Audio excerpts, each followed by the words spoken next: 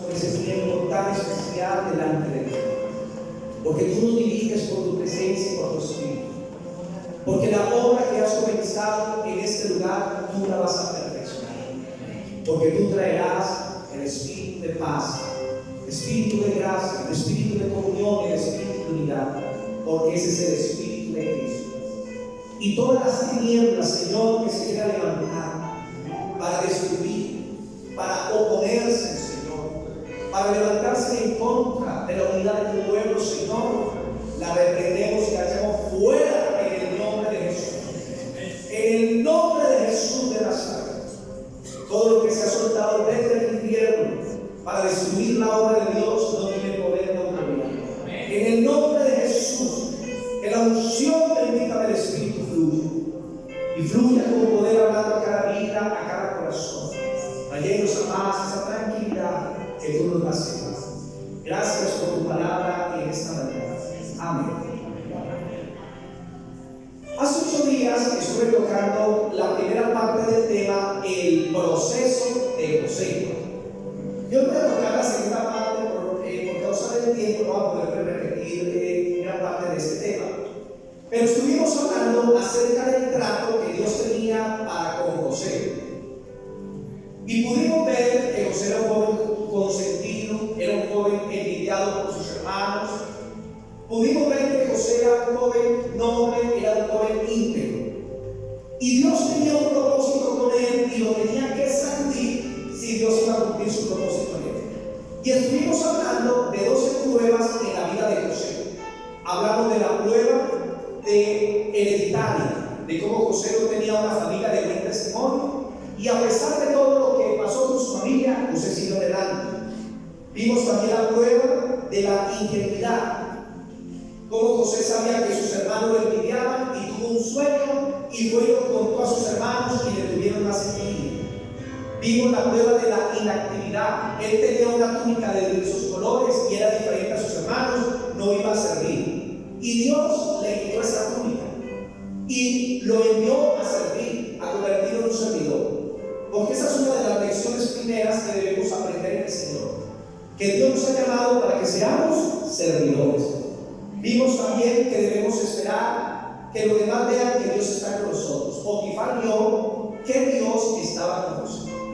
Y eso nos habla del buen testimonio. Hablamos también que fue un hombre que superó la prueba de la mayordomía, todo lo que estaba bajo su cargo, que su bien era administrado. Y vimos en sexto la prueba de la moralidad. Cómo José soportó la tentación en el área de la moralidad. Y estoy hablando que los ministros, los líderes y los cristianos, la gente del mundo nos ve hermosos, así seamos bellos. Pero es por causa de la gracia que Dios ha puesto sobre cada uno de nosotros, la gracia del Señor. Y hay algo especial que las demás personas ven en nosotros, pero no somos nosotros, es el Señor. Y cómo el enemigo quiere destruir esa gracia en nosotros, enviando personas inconversas para desviarnos de los propósitos de Dios. Voy a continuar con el punto número 7. Prueba de la ingenuidad. Prueba de la ingenuidad. Génesis 39, versículos 11 y 12. Génesis 39, versículos 11 y 12. La prueba de la ingenuidad.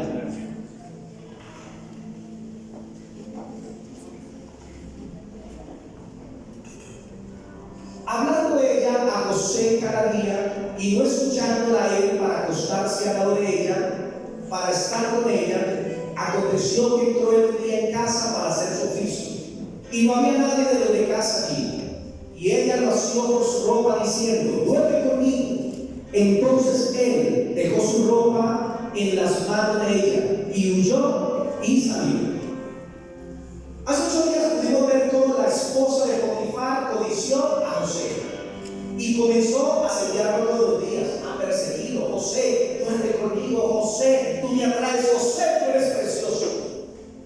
Y cómo José comenzó a negarse a esas tentaciones, porque José tenía el temor de Dios y le dijo a ella: mi amo ha puesto todo bajo mi mano, me ha reservado solamente a ti por cuanto eres su mujer. ¿Cómo pecaría contra Dios y haría tener mal? José tenía temor de Dios. mis hermanitos, si algo lo va a librar a uno del pecado, es el temor de Dios. Si no hay temor de Dios, es muy fácil ceder al pecado. Pero cuando el temor de Dios está presente, las personas se van a negar por respeto y por amor a Dios.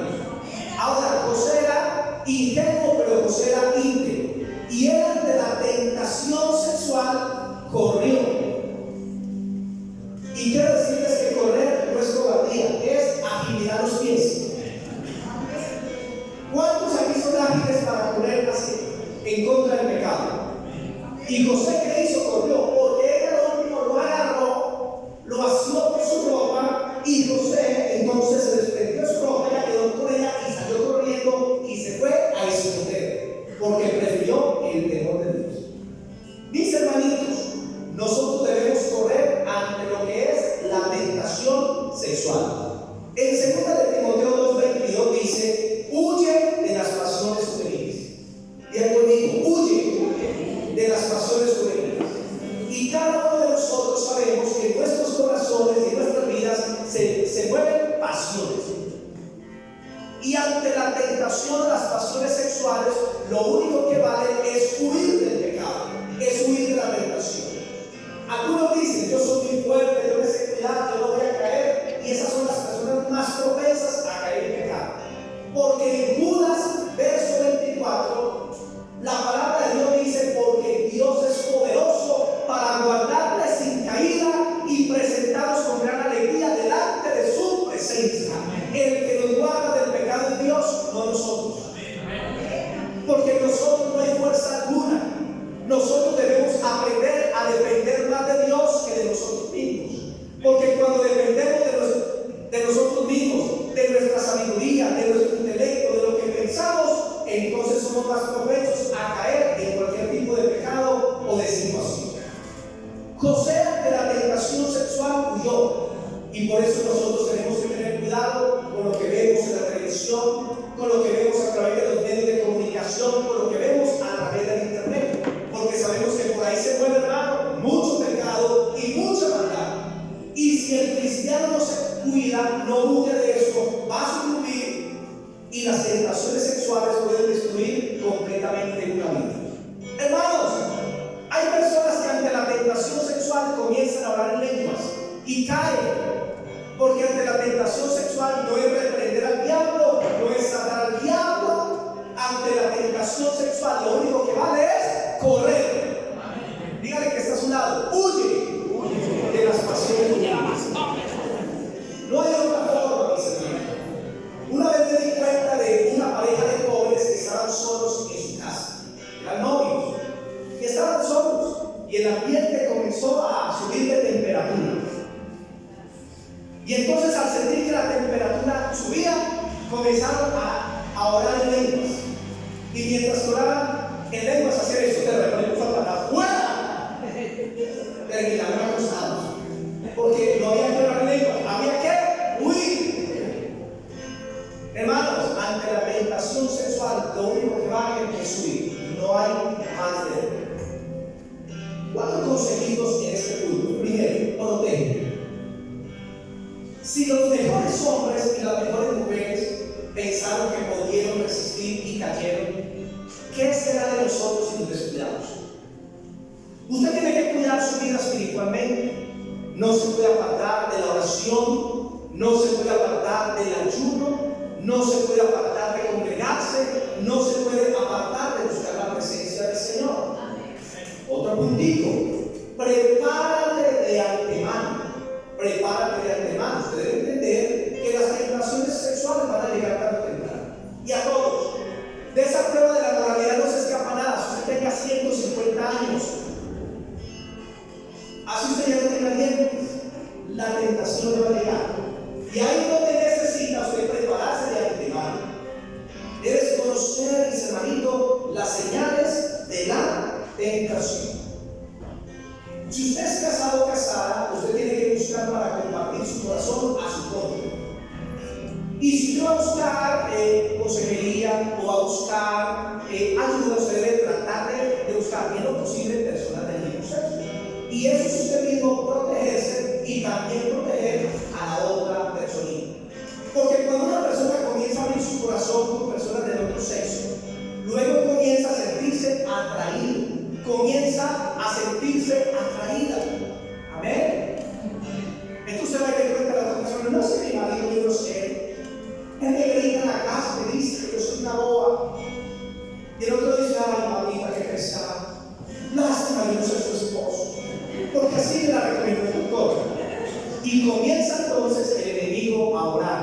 comienza el enemigo a moverse en la mente. Hermano, prepárate de antemano. José, ¿por qué no pecó? Porque él había decidido en su corazón, como Daniel, el no contaminarse con la comida del rey. Eso es algo que usted hace de antemano antes de que llegue la tentación. Decidir que se va a guardar para sí. Otro consejito ahí: cuando algo parece sospechoso, es porque es sospechoso. Si tu novio te invita a un lugar oscurito, no es para cantarte un corito. Cuando algo es sospechoso, es sospechoso. Y otro motivo ahí: huyan de la fornicación, huyan de la inmoralidad sexual o de cualquier cosa que le puede llevar a la inmoralidad sexual. Punto 8. La prueba de la acusación falsa. La acusación falsa. Génesis 39, del 13 al 20. Cuando vio a ella que le había dejado su ropa en sus manos y había huido fuera, llamó al de casa y les habló diciendo: mirad, nos ha traído un hebreo para que hiciese burla de nosotros. Vino él a mí para dormir conmigo y yo vi grandes voces. Y viendo que yo alzara la voz y gritaba, dejó junto a mí su ropa y huyó y salió. Y ella puso junto a sí la ropa de José hasta que vino su señor a su casa. Entonces le habló ella las mismas palabras diciendo: el siervo hebreo que nos trajiste vino a mí para deshonrarme. Y cuando yo alcé mi voz y grité, él dejó su ropa junto a mí y huyó afuera.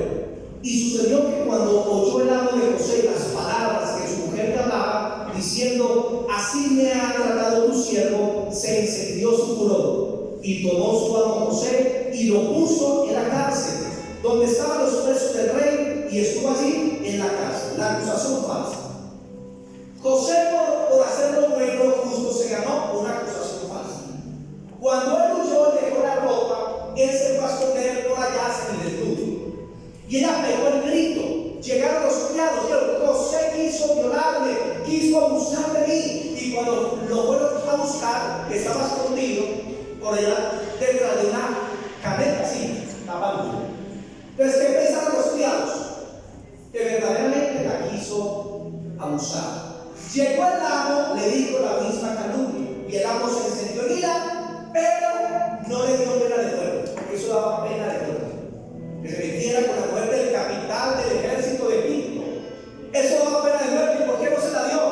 Porque el egipcio conocía cómo era su mujer. Él sabía que ella no era una pequeña dulce, y ella había visto la integridad, él había visto la integridad de José en todas las áreas, y él sabía que José no había hecho eso. Y por eso simplemente lo metió a la cárcel y no le dio la pena de muerte. Y quiero decirle que al igual que José, a nosotros nos van a acusar falsamente, nos van a llamar herejes. Hermano, cuando te acusen falsamente, tú debes encomendar la causa a aquel que juzga y es fiel. Porque aunque la gente hable mal de ti, hable mal de los ministros, hable mal de los líderes, en la conciencia ellos saben que están bien con Dios, y el pueblo también, cuando los conoce, no va a dudar de lo que son sus siervos y sus líderes, porque les conoce. Miren, hay personas que porque la iglesia crece y otro no, lo van a criticar. Que porque su ministerio funciona y otro no, le van a criticar por dones, por talento. De la prueba de la crítica, hermano, ninguno se escapa tampoco. Tarde o temprano hablarán mal de nosotros mintiendo. ¿Y cuál es mi consejo? Mi consejo es este: cuando venga la crítica, la calumnia en contra nuestra, no nos defendamos. Amén. Dejemos que sea Dios el que nos defienda. Amén. Si en algo se puede hablar para tratar de conciliar bien, pero si no quieren conciliar, que las personas quieren seguir hablando, criticando, hablando mal, entonces encomendemos la causa a Dios, porque Él es el que juzga fielmente. Y en el tiempo de Dios Él te exaltará. Porque la parte más fácil es devolver la crítica, es devolver la calumnia, es pelear con la persona, es tratarle mal, es hacerle daño, devolver ojo por ojo y diente por diente. Pero recuerden que el sistema del reino de los cielos es diferente al de las tinieblas.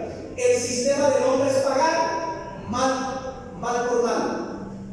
El sistema de Satanás es pagar mal por un bien que le hace. sistema del reino de los cielos es pagar con bien el mal que nos hace. Gloria a Dios. Y orar por esas personas, hermano, que calumnian, que hacen daño, que nos critican. ¿Y José qué hizo?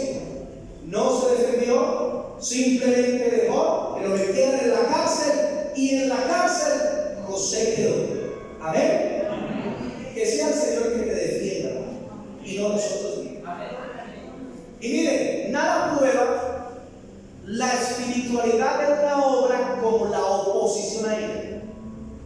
Cuando hay gran oposición a una obra y a un ministro, que es una cosa, se están afectando las tinieblas. Cuando una iglesia es normalita y nunca pasa nada, nunca se levanta, algo está pasando en el mundo espiritual, no estamos haciendo daño.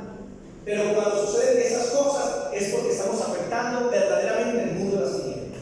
Punto 9. El silencio de Dios. El silencio de Dios. Génesis 39, versículos 20 y 21. Génesis 39, versículos 20 y 21. Dice así: tomó su amo José y lo puso en la cárcel, donde estaban los presos del rey, y estuvo allí en la cárcel. 21. Pero Jehová estaba con José. De lo que usted se debe preocupar es que el Señor esté con usted. Pero Jehová estaba con José y extendió su misericordia y le dio gracias en los ojos del jefe de la cárcel. Primera de Pedro 1, Primera de Pedro 2:23. Primera de Pedro capítulo 2, el versículo 23 nos dice lo siguiente: lo metieron en la cárcel, pero José no se quejó. José no se puso a pelear con Dios. Primera de Pedro 2, el versículo 23 nos habla de nuestro Señor Jesucristo, que es el ejemplo para nosotros. Y dice en el 23: cuando le maldecían, no respondía con maldición. Cuando padecía, no amenazaba, sino que encomendaba la causa al que juzga justamente. Encomendemos la causa al Señor. José pasó por la prueba del silencio. Él no imperó a Potifar, y José tampoco blasfemó contra Dios, porque él entendió que la venganza es de Dios. Romanos 12:19. No se vengan a ustedes mismos, dejen lugar a la ira de Dios. Él encomendó todo en las manos del Señor. Y quiero decirles que muchas veces cuando estamos pasando por pruebas o dificultades, Dios guarda silencio para probar nuestro corazón, para ver lo que hay en nuestras vidas. Hermano, usted recibe palabra de Dios por un año, 6 meses, 3 y 4 años, y quiero decirle que esa palabra tarde o temprano tiene que ser probada. Vienen los vientos, la tempestad, la marea, y si usted está practicando la palabra de Dios, usted va a permanecer. Pero la persona que no practica la palabra del Señor, que no la vive, es como una casa sobre la arena y va a caer.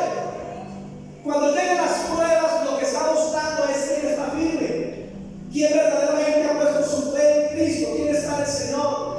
Pero muchas veces en las pruebas está el silencio de Dios, donde Dios no nos habla ni en visiones, no hay sueños, no hay palabra profética, no hay consejo, no hay nada. Pero es porque Dios está viendo nuestro corazón a ver qué vamos a hacer en la prueba. Aleluya. Y Dios guardó ese silencio con José. Dios guardó ese silencio, mis hermanitos, en la vida de Daniel. Dios guardó tiempos de silencio en la vida de Pablo, en la vida de Pedro. Y nosotros también pasamos a veces por el silencio de Dios, donde pensamos que Dios no está con nosotros, pero Él está más cerca que nunca. Donde Dios quiere que crezcamos en fe. Génesis 40, el versículo 15. Hermanos, no somos víctimas, estamos en el propósito de Dios. Génesis 40:15 dice: Génesis 40:15. Porque fui hurtado de la tierra de los hebreos, y tampoco he hecho aquí porque me pusiesen en la casa. José sabía que era inocente. José tenía una conciencia limpia. José sabía que había hecho lo correcto y estaba sufriendo por causa de la justicia. Y eso es aprobado delante del Señor. ¿Se acuerdan de la prueba de Job? Vino una prueba muy fuerte. Perdió sus hijos, perdió sus bienes, perdió su salud. Y la ñapa, las cosas se vienen contra él. Si ese es tu Dios, maldice mi muerte.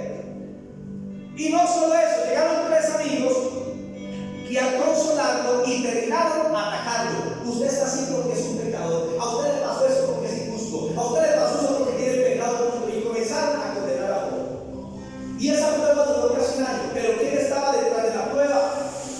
Dios no le amaba. Y Job en una parte dice: ¿quién me diera donde pudiera encontrar a Dios? Hasta allá iría y viajaría para escuchar las razones del Altísimo.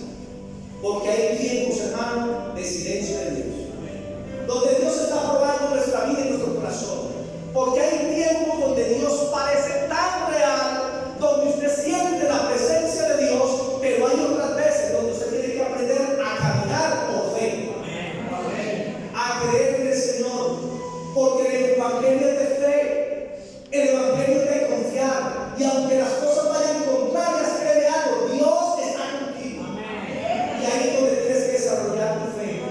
Señor, confío que no sienta nada. Hay gente que piensa que Dios no está con ellos si no sienten las cosquillas evangélicas. ¿Saben qué son las cosquillas evangélicas? Que tienen que sentir corrientazo, un calor para poder, Dios está conmigo. Pues órale, y piensan que Dios está con ellos si sienten. Y se mueven en el mundo sensorial, en el mundo de las emociones. Pero el mundo de Dios es un mundo de fe. Yo cuando me convertí, recuerdo, mis hermanitos, que en los primeros tiempos, yo cuando iba a orar por personas endemoniadas, siempre acercaba mi mano y sentía un corrientazo. Y esa era la señal que la persona tenía un demonio. Y así pasó como por 2 o 3 años. Pero llegó un día que fui a orar por personas y por endemoniados y ya no sentía nada. Y yo me sentí mal, que el Señor está conmigo. Y ya me daba susto orar porque no sentía nada. Luego en un libro leí una experiencia de un evangelista que oraba por los enfermos y cuando oraba por ellos se sentía un corrientazo. Pero llegó el tiempo que oraba por los enfermos y no sentía nada. Y le preguntó: Señor, ¿por qué no siento nada? Y el Señor le contestó: es que el sentir es para los bebés, pero la fe es para los maduros. Y él siguió orando por los enfermos y se sanaban. Entonces yo seguí orando por los endemoniados y se liberaban. Aunque sienta o no sienta nada, yo sé que Dios está. Cuando voy a campañas de sanidad, hermano, yo así sienta o no sienta nada, yo sé que Dios va a sanar, porque Dios va a sanar. Aunque Dios venga, nada va a pasar.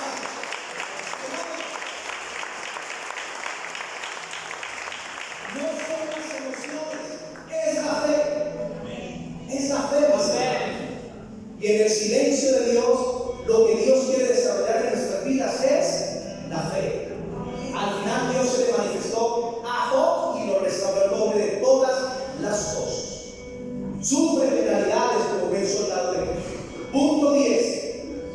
La prueba de la amargura. Digan, la prueba de la amargura. Filipenses 4:4. El libro de Filipenses fue escrito desde una cárcel, donde posiblemente el apóstol Pablo, que estaba en el calabozo de más adentro, tal vez estaba prisionero de algún soldado y algún centurión encadenado a su lado, comía mal, se encontraba en la oscuridad, nadie estaba con él. Pero el apóstol Pablo escribe esta carta.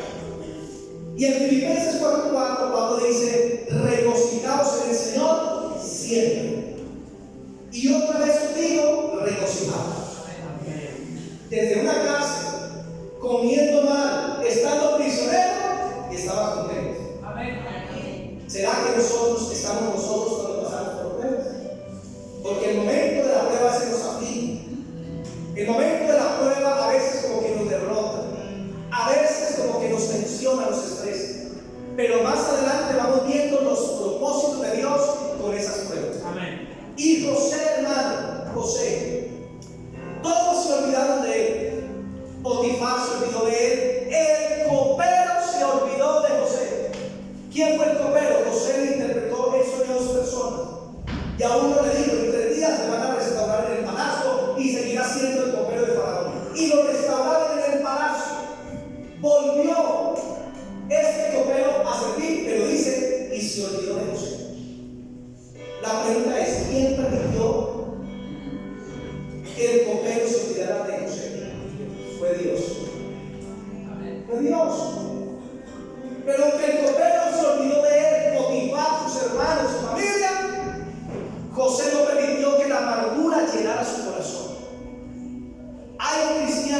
la pasan con los traumas viejos de ciudad en ciudad. ¿Y cómo sabe usted que una persona está amargada? Porque siempre cuenta lo mismo. Pastor, ¿cómo me parece que hace 5 años me volví un gato y entonces el gato? Gloria a Dios. Al rato hablar con otro pastor y me dice, pastor, hace 5 años me volví un gato. Hermano, deje los traumas del pasado en el pasado. Gloria a Dios. Usted tiene que aprender a no anilar la amargura en su corazón, sino aprender a darle vuelta a la página, a la hoja y seguir adelante. Amén. Porque muchas veces en la prueba, en la dificultad, lo que quiere llegar a nuestros corazones es la amargura. Pero Dios no quiere que nos amarguemos. Dios quiere que aprendamos a soltar la amargura. Hay personas que cuando dicen, hermanito, te voy a contar el testimonio. Lo que cuentan no es el testimonio de Cristo, sino el testimonio del diablo. Porque se la pasan hablando una hora de que mataron 20, de que hicieron esto, hicieron lo otro. Y el último minuto, pero Cristo me salvó. Gloria a Dios. Eso no es un testimonio, sino un testimonio. Porque el testimonio que Cristo hizo con nosotros, no lo que nosotros hicimos en el mundo. Lo que hicimos en el mundo nos debe, hermano, avergonzar. Pero ahora el testimonio grande es lo que Dios hizo en ti. Claro, puedes contar tu testimonio, pero siempre darle la presencia a Cristo en el testimonio. Eso es muy importante de ser amigo. Génesis 40:23. Génesis 40:23. Génesis 40, el versículo 23. Y dice así: y el jefe de los coperos no se acordó de José, sino que le olvidó. Usted sabía que hay personas que a veces Dios hace que se les olvide usted. Y usted dice, pero ¿por qué me abandonaron? No me abandonaron. Dios está permitiendo algo. Amén. Algo está haciendo el Señor. En el tiempo del Señor Dios te volverá a colocar a esas personas. Pero aprende a pasar el tiempo del Señor y vas a ver la bendición de Dios. Amén. No dejes la amargura en tu corazón. No la dejes. Punto 11. La promoción de Dios. Salmos 75, versículos 6 y 7.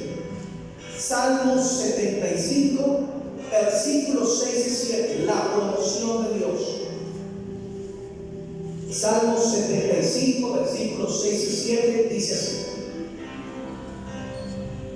Salmos 75, versículos 6 y 7.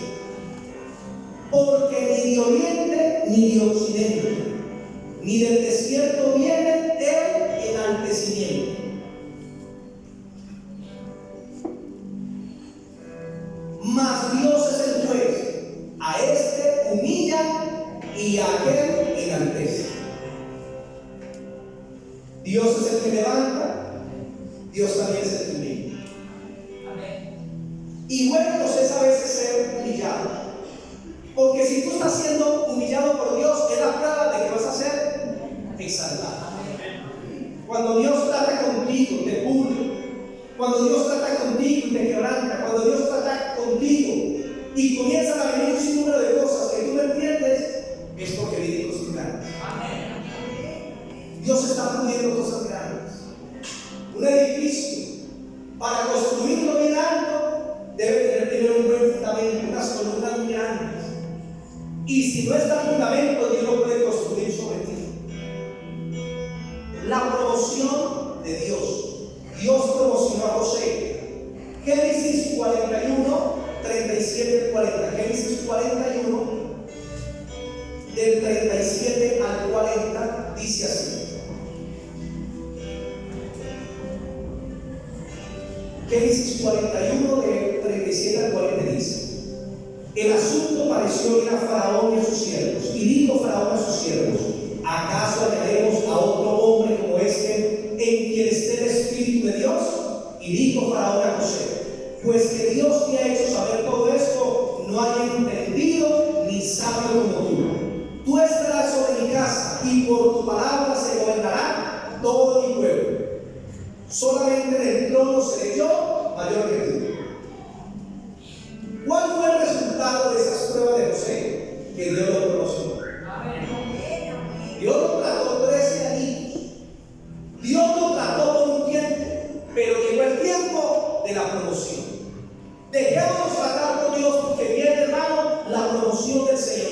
cuando la promoción viene de los hombres y no de Dios, tú vas a ser reemplazable. No busquemos el levantamiento, la promoción por nosotros mismos. Dejemos que sea Dios el que lo levante. Hay personas que se promueven a sí mismos en diferentes áreas. ¿Y qué sucede? Luego caen, porque no era una promoción de Dios. Cuando la promoción viene de los hombres, siempre serás reemplazado. Pero cuando la promoción viene de Dios, tú vas a permanecer en esa promoción. Así se levanta el ministerio. Permanecerás para siempre en esa promoción.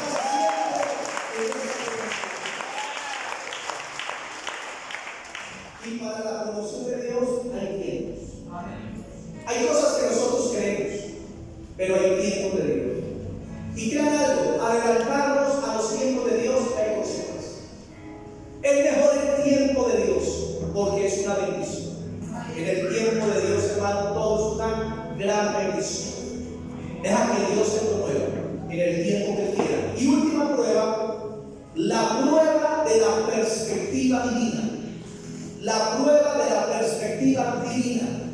Romanos 8:28 dice, Romanos 8:28, a los que aman a Dios, todas las cosas, ya conmigo, todas las cosas, incluyendo las malas, porque nosotros pensamos que las cosas que Dios hace buenas, esas son de Dios, pero las malas que permite, si no, todas las cosas, las buenas y las malas, en el Señor, terminan para beneficio nuestro, para bendición. Hermanos, tenemos que ver cómo es nuestra actitud ante las pruebas malas. ¿Cuál es la actitud de nuestro corazón cuando estamos pasando por presión? ¿Qué es lo que sale de nuestras vidas en ese tiempo? Cuando les enseñé la otra vez del desierto, expliqué que el desierto es para que salga luz lo que hay en el corazón. ¿Y qué sucedió? Cuando alguien pasa por una prueba, sale a veces el orgullo, la queja, la murmuración. Y cuando la prueba saca algo a luz, es para que lo entregues a Dios. Y cuando lo entregues a Dios, Dios te perdona y te limpia, te perfecciona, y ya entonces Dios te saca del desierto. Amén. Que toda prueba, mis hermanos, tenga un propósito. Que toda prueba sea de bendición para nuestras vidas. Saquemos de lo malo lo provechoso. No somos víctimas, sino promovidos. José tuvo los sueños y le cambió su vida entera. Pero era Dios el que se encontraba detrás de José para cumplir su propósito en él. Y Dios permitió cosas malas en la vida de José para bien. Sus hermanos en contra, lo criticaron, lo meten en la cárcel. Hermanos, pasó un símbolo de cosas muy fuertes, pero fue parte del trato de Dios para su vida. Génesis 45, del 5 al 8. Usted, mi hermano, ¿qué hubiera hecho con la prueba de José? Génesis 45, del 5 al 8, y dice así: mira la perspectiva de José después de la prueba, y dice: ahora pues no os entristezcáis, no os pese haberme vendido acá, porque para preservación de vida me envió Dios delante de vosotros. José, ¿qué entendió? Que el que lo envió a Egipto no fueron sus hermanos, no fueron los ismaelitas. El que los subió al palacio no fue Potifar. El que los subió al palacio, después de interpretar los sueños a Faraón, en la sabiduría de Dios, él entendió que fue Dios. Amén. Después de la prueba, siempre al final entenderemos que fue Dios el que lo permitió todo, con un propósito. Verso 6.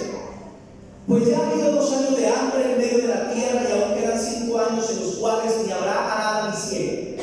Y Dios me envió delante de vosotros para preservar posteridad sobre la tierra y para daros vida por medio de gran liberación. Así pues, no me enviasteis acá vosotros, sino Dios, que me ha puesto por padre de Faraón y por señor de su casa y por gobernador en toda la tierra de Egipto. José entendió que todo lo que le pasó, Dios lo permitió. Amén. Fue parte del trato de Dios, y por eso al final no se llenó de amargura ni de dolor.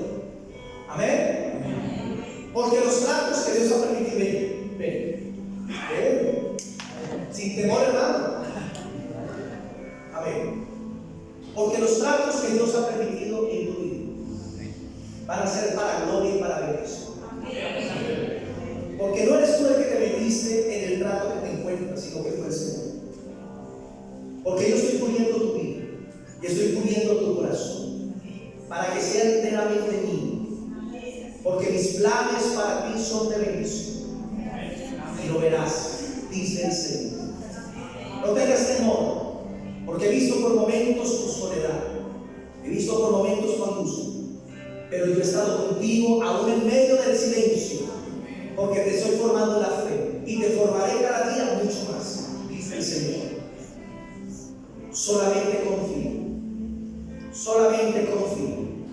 porque estoy colocando en ti gran fundamento, porque muchos han estado dando por ti en muchos lugares. Y esas oraciones han subido a la presencia de Dios a favor tuyo. Gracias, Señor. Bendigo a tu hijo. Bendigo a tu hijo. Y veo bendiciones que van a comenzar a llegar a tu vida. Porque las necesitas. Y Dios va a comenzar a bendecir. Confía. Porque grandes cosas hará el Señor. Ora mais aqui na massa, ora mais aqui na massa, ora mais aqui. Inda la basura, passeio, na massa.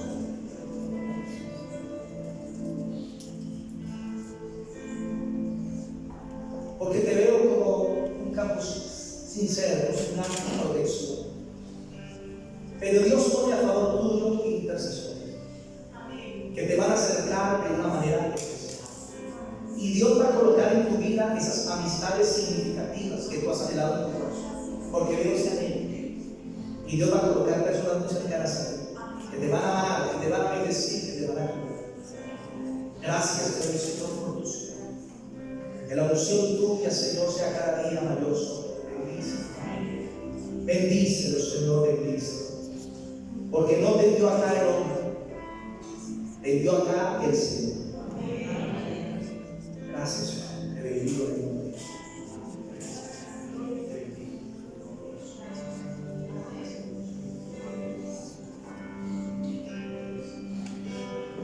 Génesis 50:20. Termino con esta cita. Génesis 50:20.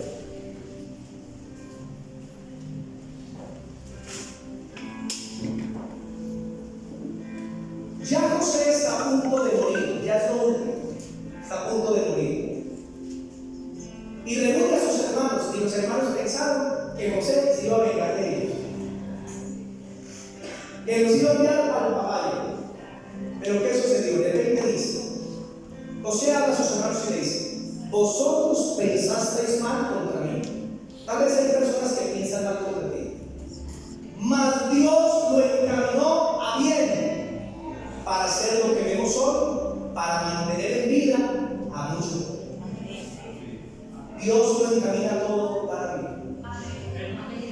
Las cosas de Dios son perfectas. Y si tenemos la perspectiva correcta, Dios todo lo encaminará para bien. Amén. Oremos, hermanito. Vamos a estar sobre nuestros pies.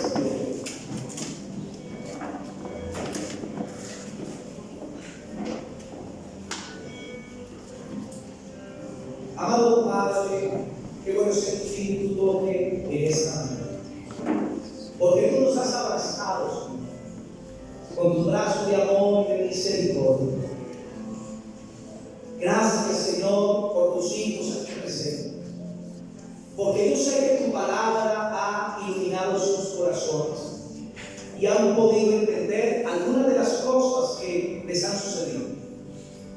No son los hombres y a veces no es el diablo, sino que muchas veces es tu propósito tratar con nosotros. Porque tú tienes cosas grandes para nuestras vidas, para los hogares, para los ministerios, para los dones. Y sabemos que tenemos que pasar por un proceso que, aunque sea incómodo, luego será para sacar oro de nuestras vidas. Luego será para que salga de nosotros el Hijo de Dios, a Jesús, el cual el Padre está formando. Y cada prueba te hará más parecido a Cristo. Cada prueba te hará más semejante al Señor. Cada prueba formará tu carácter para que seas como Cristo.